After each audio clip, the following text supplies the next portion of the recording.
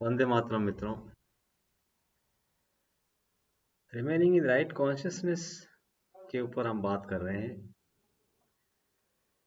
हम संसार में किसी भी एलिमेंट से प्रेरणा ले सकते हैं कि हम सही चेतना में कैसे रहें। थॉट्स एंड एफोरिज्म में श्री अरविंदो ने स्वॉर्ड को यूज किया कि sword never asked to be forged. Sword ने तलवार ने कभी बोला नहीं कि मुझे बनाया जाए, और अगर स्वॉर्ड को बनाया जाता है तो वो कभी क्लेम नहीं करती है कि मुझे यूज किया जाए। उसको जहां दिया जाता है वो चली जाती है। कभी मालिक से कहती नहीं कि उसको कैसे रखा जाए, कंप्लेन नहीं करती कि मुझे यूज करें, मैं किस पर्पस के लिए आई हूँ। It just surrenders to the honour. जो मालिक है उसको वो समर्पित होती है। मालिक जब चाहे जब उसको म्यान में रखे, जब चाहे उसको शार्प करे, जब चाहे उसको यूज करे, जब चाहे उसको ना यूज करे। किसी भी कंडीशन में तलवार की अपनी कोई डिमांड, कोई इच्छा, कोई भी इम्पोजिशन उनकी तरफ से, तलवार की तरफ से नहीं होती। वह क्वालिटी एक दिव्य वर्कर में होनी चाहिए मित्र। वो जो ईश्वरीय कार्य करने के लिए संसार में अपने आप को अ, मानता है कि मैं कुछ करूं, इस दिशा में चलूं, उसका समर्पण ऐसा होना चाहिए।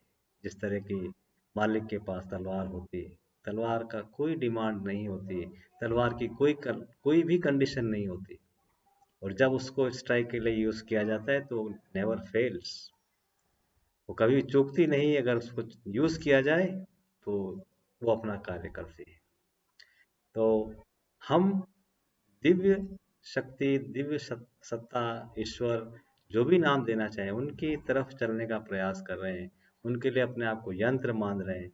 तो हमारे अंदर वो जो कंप्लेन कि हम तो इतना करने की कोशिश कर रहे हैं, हमको चांस नहीं मिल रहा है, हमको समझा नहीं जाता है, हमको सही दिशा नहीं मिलती, हमको लोग समझते नहीं है, हजारों कंप्लेन से जीवन हमारा चलता रहता है। हो सकता है कभी भी लाइफ टाइम में तलवार को उपयोग किया ही न जाए, तब भी तलवार अपनी प्रिपरेशन में रहती कि जब द मोमेंट विल कम वो अपना काम करेगी। उस मोमेंट के लिए शबरी की तरह हमें इंतजार करना है, प्रतीक्षा करनी है बिना कंप्लेन। वो श्रद्धा, विश्वास, वो प्रेम, वो समर्पण ईश्वर के प्रति, उस सुप्रीम सत्ता के प्रति हमेशा रहे कि आप जिस तरह से मुझे ले जाना चाहें, जिस तरह से हमें यूज करना चाहें, जिस तरह से आप मेरा उपयोग करना चाहें, मुझे कोई परेशानी नहीं। किसी ने मदर से कहा है कि कहीं डिस्कशन में बात हुई कि I trust God and I know that he will never ask me to kill anybody. तो मदर ने बोला कि how do you know that divine will not ask you. Krishna ने अर्जुन को नहीं बोला था कि क्या करना है आपको। आप कल्पना नहीं कर सकते हैं, आपकी तरफ से कोई कंडीशन नहीं होनी चाहिए। ईश्वर जो जब जैसा कहें वैसा हमको करना है, लेकिन उसके लिए हमारी पात्रता हो कि हम उस शब्द को, उस चेतना को, उस आह्वान को, उस प्रेरणा को समझ पाए। श्री अरविंदो ने लिखा है कि rare is the call of the divine and rare are the heart that heeds to it. ईश्वर की पुकार बहुत रेयर है, और उससे भी रेयर वो हृदय है जो उस पुकार का प्रत्युत्तर देता है, या समझता है, या उस पुकार के लिए अपने आप को तैयार रखता है, सुनता है। तो हमको वो फैकल्टीज को डेवलप करना है, उस चेतना को डेवलप करना है, उस पुकार को सुनने की का प्रयास करने की आवश्यकता है कि हमको ईश्वर जब पुकारे तब हम अवचेतन में ना सोए रह जाएं। जब मालिक तलवार को यूज करना चाहे तब हमारी प्रिपरेशन में, हमारे स्ट्राइक में, हमारी जो पोटेंशियलिटी में कोई कमी नहीं होना चाहिए हमारी तरफ से। इसलिए हमको हर पल तैयार रहना है।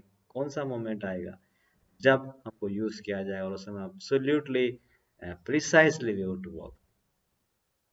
तो जैसे कि श्री अरविंदो ने स्वॉर्ड को लेके दुनिया के सामने एग्जाम्पल रखा कि क्या समर्पण होना चाहिए अपने मास्टर के प्रति, और किस तरह से हमारे जीवन को हम उपयोग कर सकते हैं।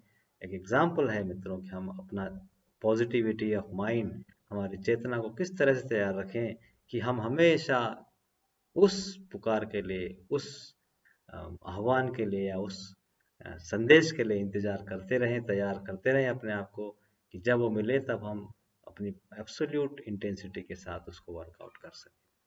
ये भी एक प्रोसेस है मित्रों, हमें सही चेतना में रहने के लिए। और हम कहाँ से प्रेरणा लेंगे, किस दिशा से कोई चीज़ आएगी और हमको आगे बढ़ा सकती है, इसके लिए हमेशा हमें चौकन्ने रहने की आवश्यकता है।